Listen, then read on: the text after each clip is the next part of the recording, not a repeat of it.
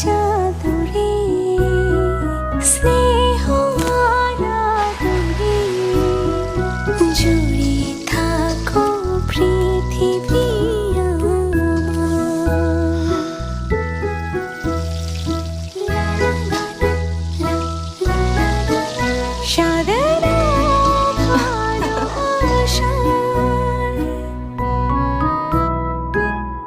একজন তো আমার উপর খুব রাগ, কথাই বলবে না।